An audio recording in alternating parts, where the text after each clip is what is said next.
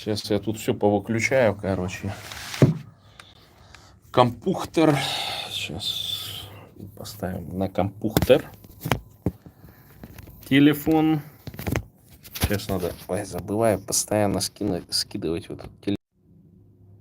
Так, а что, в чем проблема? Все верно. Так. Так, ну Бурятия спит, только не спят менты. Короче, ну, в общем, ситуация такая, что вчера освободилась Наталья Ивановна Филонова из Базойской зоны, короче. В общем, сегодня день смерти Сталина и Прокопьева. Кстати, да, сегодня я забыл запустить эфир. Вместе с Андрюхой вели в какой-то веке, короче. Поговорили там о Трампе. Ну, было бы интересно, я думаю. Но сейчас вспомнил о том, что не договорил. И подумал так, что, может быть, провести эфир по поводу вот освобождения. Ну, во-первых, конечно, рад, что освободилась. Во-вторых, я, ну так, скажем, через определенные контакты, значит, путем предоставления информации от сотрудников ЦРУ получил номер Филоновой, позвонил ей. В общем, ну, поговорили, обрадовались. В общем, ну, полна сил, энергии, конечно, но базар фильтрует, короче. То есть в том отношении, что вот нахождение все-таки в зоне, оно не могло пройти бесследно, потому что, ну, действительно, там, наверное, там стукачи и все прочее. То есть вот так чувствуется, что она даже с бывшими соратниками, так скажем, немножко осторожно разговаривает. Не знаю, с чем это связано. То есть не так вот чувствуется, что где-то откровенность, вот она фильтруется, так скажем. Поэтому первое время ей нужно отдохнуть. Я ей там сразу сказал. Как-то ее этот финансовый вопрос очень сильно занервировал. Но мне кажется, что это необходимо. То есть жертвам политического произвола, значит, нужно отдохнуть. Я считаю, что мои подписчики тоже в этом поучаствуют.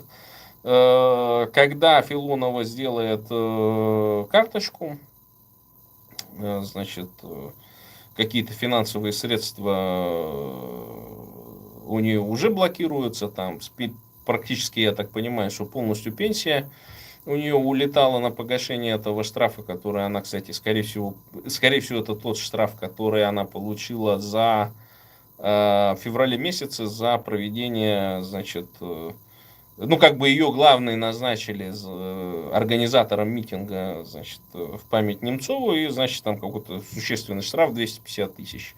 Пенсия у нее мизерная.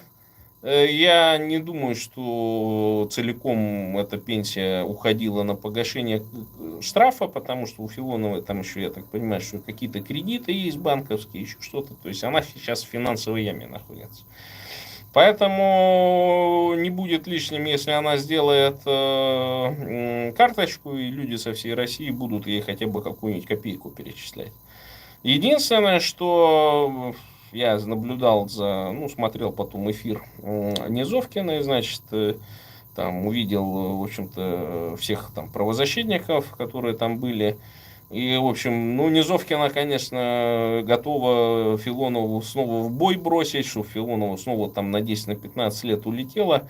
Я, конечно, верю в то, что там у Надежды, у самой боевой потенциал и самое главное, вот эта сила воли очень серьезная и так далее. Но нужно понимать, что сейчас настолько сильно вот это русское, значит, быдлянское, это каторжанское сообщество озлоблено, и очень легко найти вот этого, значит, каких-то людей, которые, ну, просто-напросто, ну, кости переломают, да, то есть вот эта процедура, вот эта вот волна, так скажем, мирного населения, которое, ну, там, оболгано, оплевано, значит, властью, там, они жертвы пропаганды и все прочее. Мы видим на третий год войны, что ничего подобного, что русские хотят воевать, русские хотят умирать, русские стоят в очередях в военкоматы. То есть, особенно после заявлений, значит, Путина, там, Трампа, что сейчас мир наступит. Многие вот эти ждуны, ну, знаете, такие персонажи, которые, а вот мы, ну, среди бурятосов есть такие же тоже. Я там, давайте, говорю, что-нибудь сделаем, какой-нибудь там профсоюз организуем, что. Ну ты типа делай, а мы вот посмотрим, ну, если тебе по голове не настучат за это дело, ну, мы, может быть, присоединимся. Я говорю, ну, это так не работает, либо мы вместе делаем, либо как-то, или вообще не делаем. И вот такие вот персонажи, они такие, ну, знаете, со своей правдой, вот эти простачки, вот это электорат или вот эти смотрящие этого дурачка, как его, алкоголика нашего, который куда-то вдруг внезапно с радаров пропал, я не могу его теперь американской миграционной службе сдать.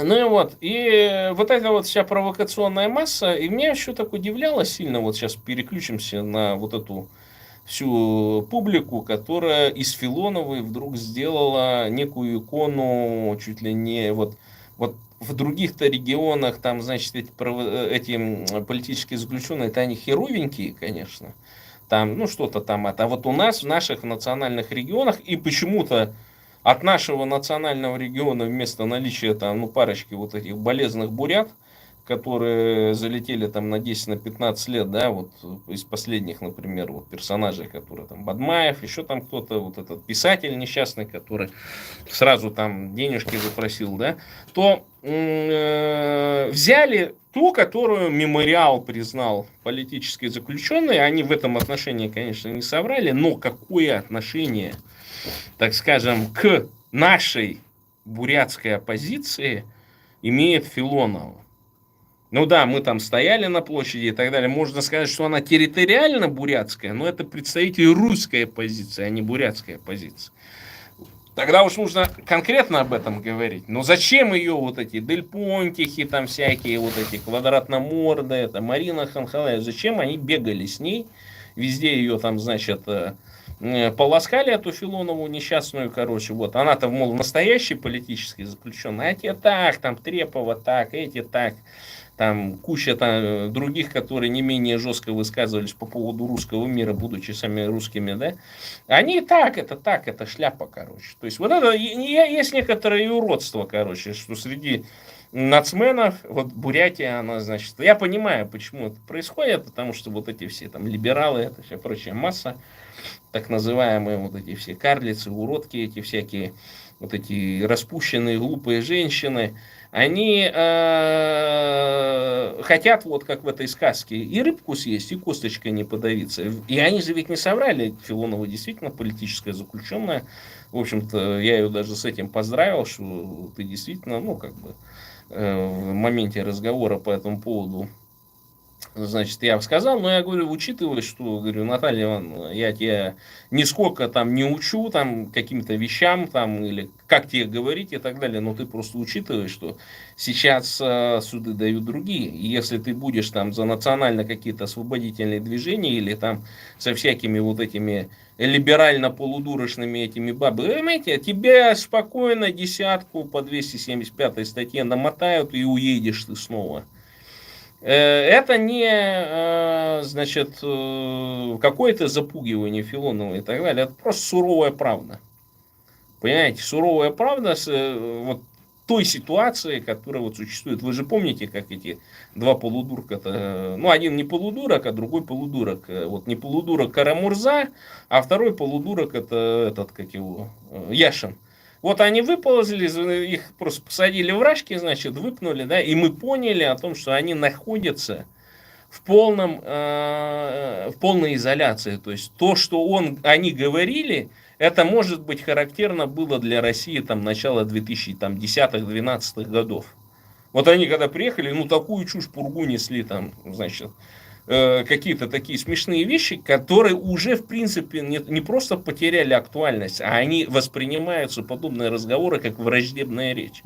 И естественно, что в таких условиях, ну, у них не было, конечно, такого большого потенциала, чтобы, видимо, там, чтобы Яшин там и так далее имели какие-то телефоны, там отслеживали, что там в украинских чатах говорят или так далее. Либо им там предоставляли какую-то информацию, они там могли, может, в Твиттере что-то писать и так далее. Но реально они находились в изоляции, поэтому у них вот это вот мнение, как бы вот эти 2 года войны, или там 3 года, сколько они там сидели, короче, оно на них абсолютно никак, ну, на их вот этих мыслях первых, и многих такой шок же был. Что этот Яшин говорит? О чем там говорит этот Кара-Мурза? Ну, потом они, естественно, может быть, свою несколько позицию изгладили, поменяли и так далее. Но здесь то же самое стоит ожидать. Ну, сейчас, конечно, побегут там настоящей политической заключенной Филоновой, там, за веским мнением, да все прочее. Я более чем уверен, что Наталья Филонова, конечно, не стоит прекращать свою политическую и, в общем-то, правозащитную деятельность, это безусловно. И она уже объявила в эфире Низовкина о том, что она ждет ваши письма. Есть такая тактика, она существовала, это вот поздние там 70-е годы, когда были такие центры организованы, когда люди там с мест писали, значит, письма различного рода, там люди смотрели, соответствует ли этот факт действительности, перепроверяли там и так далее, а потом публиковали такой бюллетень за границей. Это нормальная, в принципе, такая стандартная методика, особенно тех, кого жизнь помотала, так скажем, кого попрессовали в этой тюряге и так далее, и он хочет, ну, чем-то быть полезным, да, в борьбе против там путинского режима, против диктатуры, там, за права человека и все прочее. Ну, за всю эту билиберду, которая, ну, в общем-то, действительно работает. То есть мы находимся в странах Запада все-таки. Но таким способом Путина не выиграть, не уничтожить тот путинский халуйский мир, который он создал. Не создал даже, а как сказать, он просто границы очертил, и туда вот этих халуев, комбедовцев, люмпинов налезло. И не пересидеть Путина, вот в чем дело. То есть вот этот путь, он имеет место быть, ну как вот, знаете, ну да, молодцы, все хорошо, ваша борьба там, значит, ну я не знаю, как там можно сказать. Ну то есть сейчас надо бомбы кидать, короче, губернаторов убивать, значит, ментов там и так далее, все прочее. Ну, то есть, вот так перешло, да, то есть, когда людей уничтожают и все прочее, но нету желающих, нет охочих, как говорится. То есть, условия такие не созданы, так скажем.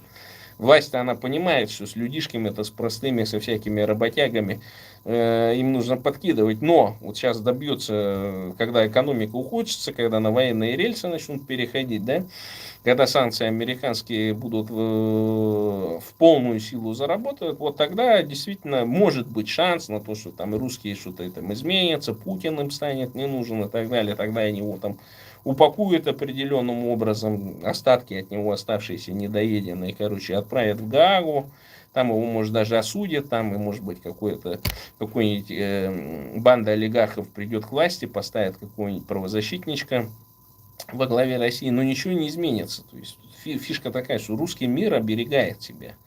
И поэтому, естественно, что в среде вот этих правозащитников русских, да, там полно вот этих, у тех, которых там дедушка в революцию стрелял людей, либо потом дедушка, прадедушка там стреляли в 20-е, в 30-е годы людей. Ну, их потом тоже репрессировали, конечно, и они вот такие, да, вот у меня же дед-то тоже репрессированный, короче. Правда, он не подлежит реабилитации, он репрессированный, но он людей расстреливал в свое время, да, был ненормальным, там, вот эти же там, все с шизофазиями. И я теперь понимаю, почему вот такой революции, которая там в начале 20 века могли случиться, их невозможно. Почему? Хорошая работа. УЗИ появилась. УЗИ. Всех вот этих полудурков с шизофазиями, с различными там водянками головного мозга и так далее, уже на раннем этапе хорошо лечат, у них там голова ничего не болит, голосов нету никаких, шизофазии тоже мало. А для больных, которые просачиваются, есть правозащита. То есть вот в правозащиту иди, там в экологию иди, да, вот они там бегают, что-то делают, нарабатывают, короче. А так, в целом по всему свету, посмотрите, там только в тех странах там серьезное революционное движение, в которых рожают много и в которых нет УЗИ. Вот Сомали всякая, там Африка, там где-то бунтуют, что-то там и так далее, где там просто в поле рожают без особого, так скажем, наблюдения. Потом ребенок такой никому не нужный вырастает, у него там черви, может, какие-то в голове, цисты, там все прочее, короче. Так и появляются революционеры. Вы же помните, что там какая-нибудь санитария была там и так далее. Конечно, эти люди пытались что-то изменить, они думали, что это не от размножения, не от того, что людишки там размножаются по 10, по 15 детей имеют, а из-за того, что власти плохие, вот эти высшие классы, Как только начался контроль над рождаемостью, вся Европа замирилась. То есть начали меньше рожать, стали богаче, то же самое в Китае, куда все хунвейбины подевались, короче. Ну, потому что жить лучше стали. И это общий тренд, значит, на сокращение, так скажем, вот этих больших нищих семей. И он, конечно, боком ударил по бурятам, потому что нам-то надо размножаться для того, чтобы вот эти территории все заполнить, да. Но вот, к сожалению, этого не происходит. Ну и вот сейчас, возвращаясь к Филоновой, далеко я убежал в этих своих рассуждениях. Я считаю, что я не вправе, конечно, Филоновой советовать что-то давать, но в целом я могу сказать так, что надо продолжать борьбу, но надо понимать о том, что режим изменился за эти 2 года. Те перформансы, те вещи, которые раньше воспринимались просто 19.3 или какая-нибудь хулиганка 6.1, да, сейчас это уже будет восприниматься как некие статьи, типа 318 статьи, еще какая-нибудь статья, там угроза там чего-нибудь жизни там и все прочее. Поэтому Наталья Ивановна должна изменить, естественно, подходы. И вот она, ну, я думаю, что с нами поделится в ближайшее время, но к своим зрителям я обращаюсь с тем, с чем я об этом говорил еще до этого, потому что я хотел создать такую систему, чтобы вот эти вот иностранные гранты, так называемые, всякие, которые там на развитие демократии выпускались, там выдавались и так далее, они шли именно на поддержание Грева. То есть тут не надо плохо к этому делу относиться. То есть вот вы благодаря вам, благодаря другим людям Филонову немножко на зоне грели. Значит, и Низовкина даже заявила, что она вроде как какие-то переводы осуществляла и так далее. Поэтому вот это вот, мне кажется, одно из самых главных направлений, потому что сейчас количество заключенных по политическим статьям, их просто огромное. Поэтому вот Филоновой надо вот этот авангард возглавить. Мы в Бурятии будем всех наших политических заключенных или тех, кого мы считаем политическими заключенными, всех греть. И в этом отношении я думаю, что Наталья Ивановна продолжит работу. И я со своей стороны никакого отношения к ее работе не буду. Я сейчас просто выступаю как ее бывший соратник, но взаимодействовать и каким-то образом, значит, участвовать в этом деле я не могу, потому что и моя организация Бурят Гюрин признана террористической, и поэтому я здесь в прямом эфире для всех тех, для Косоева в первую очередь, для всех тех цукачей, которые тоже подписаны на мой канал, я всем говорю, что никакого участия в правозащитной деятельности или в каких-то вообще деятельностях с Филоновой я участия не принимаю и не буду принимать. Так что не ждите, чтобы несчастную Филонову, как сейчас вот эти захотят ее подставить всякие вот эти карлицы, оперные певицы там и так далее, как уже одного подставили, Матханова дурачка, короче. Он залетел там, значит, подставили они его. Я там более чем уверен, что там Матханов какие-то личные свои дела делал, а в итоге, ну, улетел сейчас, посмотрим там 275 статья по какой-то, значит, он, по как, ну, в сущности, что его дело из себя представляет. То есть, вот в этом отношении, то есть, подставлять Филонову под какой-то удар я не собираюсь, и вам, значит, не ждите, что какое-то взаимодействие будет. В общем, поэтому вот такие дела. И поздравляю Филонову с освобождением, но как бы надеюсь на то, что никаких провокаций в отношении Филоновой не повторится.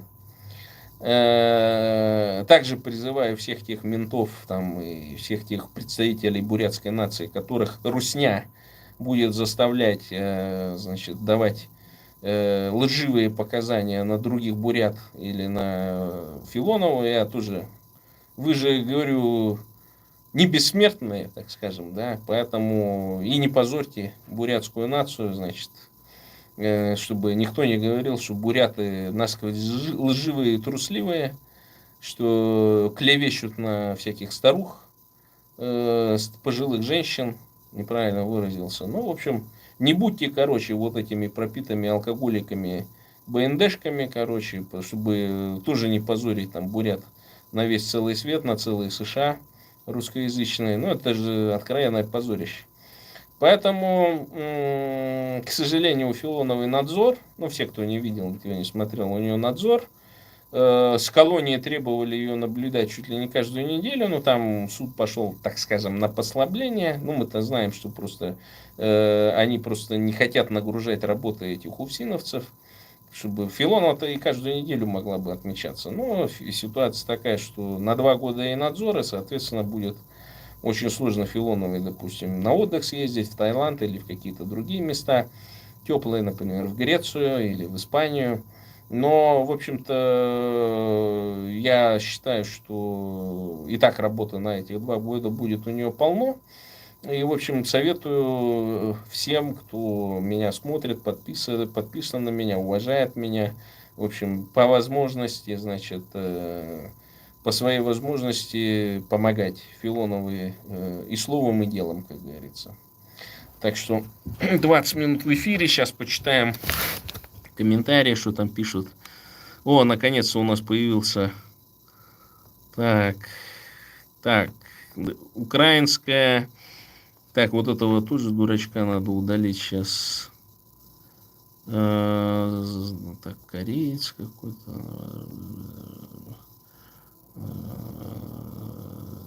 Так, так, так. Так, так, так. Так, так. Оксана тоже какую-то чушь пишет. Ну, а что, не натворили, что много, что ли? Русня же в основном воюет. Собственно, большая часть зверств это русня делает. И я общался в свое время еще, когда буряты принимали участие там, в 2014-2015 году. Там были и те, которые заходили с этим с Гиркиным, короче, и так далее. Все они говорили, что буряты по сравнению с русскими дети в плане жестокости. Я не отрицаю, что факт есть такой, что там кто-то насильничал, кто-то, может быть, какие-то вещи совершал там и так далее. Ну, а что, война, она ожесточает людей. И не надо там пример приводить о том, что из раненого бедного украинца патриота там якут ножом зарезал. Ну, то есть там равный бой был, то есть все ваши войсковые там и так далее говорят, что в какой-то момент кому-то везет, кому-то больше, кому-то меньше. Так что для меня, как для бурятского националиста, и мы уже этот вопрос обсуждали на одном из эфиров, о том, что вот нацмены, они сейчас получают необходимый опыт для того, чтобы совершить национальную революцию. Так что воспринимайте это так, о том, что украинцы очень хорошие учителя, особенно американское вооружение очень хорошо учит людей. Но вот с этим боевым опытом мы разрушим Рашку, и дагестанцы, и чеченцы, и кабардинцы, и татары, и башкиры, которые там воюют. Это будет авангард национальной армии, национальных войск. И мы уже после этой войны, опять же, вопросы вы должны задавать не нам, вы должны вопросы своим политикам задавать. Почему они позволяют себе определенные вещи, которые другие лидеры стран, короли, принцы, значит, не могут позволить. И задавайте своим украинским политикам вопрос, хотите ли вы победить. Точно так же задавайте вопрос вашим депутатам и так далее, какие силы они приложили, какие законы они приняли для того, чтобы финансировать распад Рашки. Вот сколько представителей национальных движений я вижу, никто на никакого-то финансирования вообще, в принципе, не получает. Хотя мы могли бы сделать грамотный, даже в Украине, я готов был и в Киев приехать, и сделать канал пропагандистский, который бы там на 10, на 15 языках бы вещал через спутник, через различные каналы. Там, доставляли бы флешки в огромном количестве в Рашку с пропагандистскими материалами и так далее. Но поскольку я понял в какой-то момент, что украинские политики, военно-политическое руководство не хотят выиграть в этой войне, то воевать хотят, может быть, но выиграть намеков нету. Иначе бы абсолютно другая позиция была. Как коррупция. Вы посмотрите, какие огромные суммы денег ваши коррупционеры потребляли за это время. А вы задаете вопрос мне, представителю бурятской нации, который с 22 года стоит за Украину. Мне горестно и обидно вот подобные претензии слушать, потому что отчасти это написаны ботами, естественно, они там заточены, значит, всякую чушь нести. А с другой части я понимаю о том, что украинские политики, ваше военно-политическое руководство, оно не хочет выиграть в этой войне, вы поймите. Оно хочет утопить в крови, значит, украинских патриотов, а потом пойти на какое-нибудь сепаратное соглашение. Вот вы должны, я не вправе вам указывать, кого вы выбрали, того выбрали, но, извините, вы же граждане Украины, вы должны стремиться к тому, чтобы ваши политики действовали согласно интересам вашей нации. Вот и все. Так.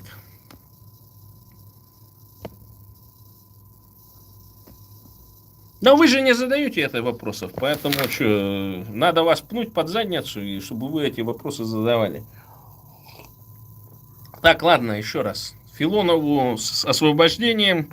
Как только Филонов выйдет в информационное пространство, значит, я размещу на своих значит, каналах реквизиты и так далее. В общем, осуществите греф. Я считаю, что это единственная верная сейчас правозащитная тактика. Это греть всех политических заключенных. В том числе тех, кого всякие мемориалы и всякие хельсинские группы не признают, значит, политическими заключенными. И нужно вот это создать, нужно возобновить вот эту систему, которая существовала. В общем, наш внутренний ленд-лиз, короче, должен быть осуществлен. Боритесь и поборите. Бурятия для бурят, бурятам бурятскую власть, Бурятия от Енисея до Амура. Каждый день с утра, как проснулись, вечер, вместо молитвы, говорите эти слова. Бурятия для бурят, бурятам бурятская власть, Бурятия от Енисея до Амура.